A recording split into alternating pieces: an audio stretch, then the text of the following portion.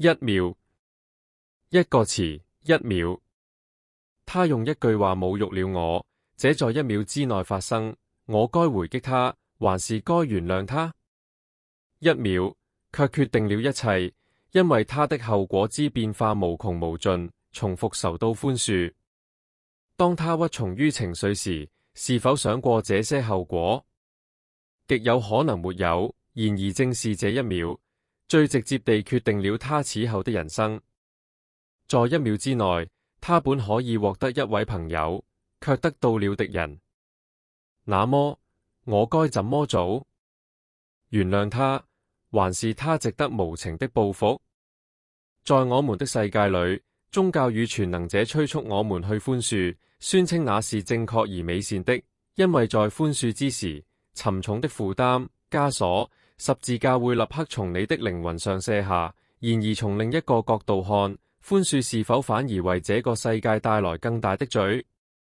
也許在感受到自己的不受懲罰、未曾承擔責任的重量之後，他會再次滋生同類的罪，甚至更糟的是滋生更為沉重的罪。倘若這一次的侮辱未伴隨相應的懲戒，演變為制度化的嘲弄與欺凌，那麼這一切是否將記在最初寬恕施暴者之人的良心之上？寬恕罪行是否等同於對罪行的獎勵？懲罰理當隨着違法行為而來，不必殘酷嚴苛，但須公正，並與其造成的社會危害相稱。而一味的忍耐只會使情況惡化。善良而虔誠、真誠而徹底地遵循，不是聖經的教條，而是全能者之意志的人，在這樣的情景中，反而成了一種拳擊沙袋，像可數的黏土，任由各式各樣、強弱不一、次數不等的擊打。一秒，正是這樣的秒數，孕育了最卑劣意義上的偉大罪犯與同樣性質的罪行。一秒鐘裏，可以在學校、在大學、在工作中施以侮辱，但受創之後，能否也在一秒內被抹去？當一個人遭受形而上之創傷，縱然未必顯現在肉身，此人或許會將一生的目標化為對那些在一秒內屈從於嬉鬧情緒、快感與情感影響的人之復仇，而那些人也許甚至並非有意傷人。那麼，寬恕的界線何在？對冒犯者施以應得回報的必要性又何在？在忍耐與寬恕之中，自我尊嚴是否會消解？如此看來，寬恕他人是否意味着你同意了他的行為，從而在某種程度上感謝了他，在過去、現在或未來的某個層面？而懲罰一個人、回擊他、報復他，是否就不能預防下一次對你身體或形而上本質的侵犯？恰恰相反，下一次在說話或行動之前，無論有意或無意，他都會思量其行為的後果。關於遵守誡命的話語，當你未被侮辱、未遭受肉體痛苦、未被加諸傷害時，總是聽來格外不同。在這個世界上，很難遇到一個在任何情況下都能完全遵守一切誡命的人，尤其是在其基本權利被激烈侵害之時。大多數人渴望對自身權利的保護與捍衛，而大多數人是正當的。人類社會的結構正是如此。若你不自我防衛，不捍衛你的本質與邊界，便無法在這個世界中不受創傷地存在，無論是身體的，還是形而上的。這些都是漂亮的詞語與口號，寬恕、得勝，他們呼籲人們去寬恕，去愛惡魔，去愛那些作惡之人。這些詞語披着善的面具，實則為護服務。全能者難道原諒了路西法嗎？若寬恕是對侮辱的終極答案，為何路西法仍被逐出伊甸？這些問題在神職人員與各類詭辯家眼中是令人不安的。那些無法洞見，也永遠學不會洞見之人，寬恕是一條通往地獄的道路，是路西法甜美的歌聲，是惡魔溫柔的低語，藉此散播其影響與惡習。而這聲音，往往更確切地說，經常披着女性的外衣。一秒，該如何回應侮辱？答案很簡單，因案而異，因為每一個情景都是獨一無二的，有時該寬恕，有時該復仇。一切只取決於你，以及你在人生某一階段所經歷的轉化。有時需要轉過另一邊臉頰，有時則該出手回擊。你的本質會告訴你，該如何回應那一次侮辱。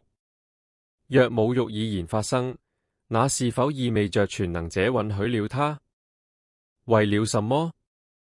為了讓你通過這個考驗，這一課，以尊嚴或以最卑微的方式選擇在你。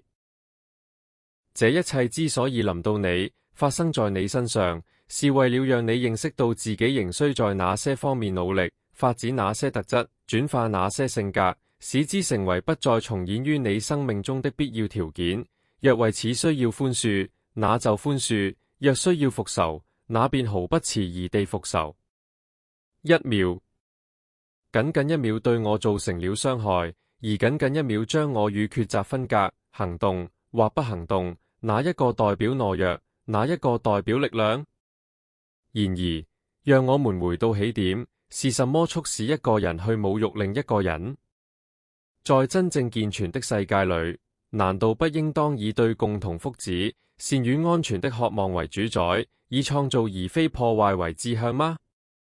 若一個人渴望並實際在世界中實施護，那最鮮明地證明了他的形而上疾病、心靈創傷，以及最為重要的恐懼。因為一切仇恨與攻擊的根源，無非是恐懼。以進攻作為防衛的潛在渴望，侵略性的第一擊。為何會如此？難道不是因為當我們感到危險，認為將被先行限制時，才把第一擊稱作防衛嗎？因此，當我注視那個侮辱我的人，我看到的是一個患病的人，一個承受過痛苦、由心靈創傷構成的人。若他選擇以如此侵略、如此卑劣的方式顯露其本質，一個人的反應同樣揭示了許多。但這是什麼？我是否已在試圖安慰自己，為自己的決定預先辯護？我手中只有1秒。不，我此刻甚至沒有完整的1秒。1秒，卻足以改變整個世界與整個文明的生命。在我思考、感受、選擇的同時，無數宇宙過程正在發生。每一個過程的1秒，都是一段完整的生命。就在同1秒，宇宙在膨脹，雨滴墜落，蜜蜂振翅，草葉搖動，仿佛整個世界在這1秒靜止。從原子的運動到恆星的運行，從生命的誕生到它的終結，這1秒之中，便是我們的生命。這1秒之中，便是我自己。我們的人生如同沙漏，每1秒都是在狹小空間中流逝的一粒沙。在它之前，已有成千上萬粒落下；在它之後，也將有同樣多的沙粒落下。而無論你如何晃動沙漏，它們終將耗盡。1秒，多數人終其一生都無法分辨禮貌與軟弱之間的差別。他們把避免衝突、展現教養誤認為懦弱，但難道不是恰恰相反嗎？難道不是因為害怕反擊冒犯者，或害怕失敗，我們才躲進文化性與文雅性的庇護之下？這是否其實是一種概念的偷換？在往昔的年代，難道不是最有學養的人，因一句歪斜的話、一次侮辱而向他人發起決鬥嗎？從前，沒有人允許自己被侮辱，沒有任何一位有教養、有學識、有涵養的人會如此。那麼，究竟改變了什麼？是人們懂得更多了，還是更少了？為何許多人在被公然直接侮辱時，卻逃避衝突？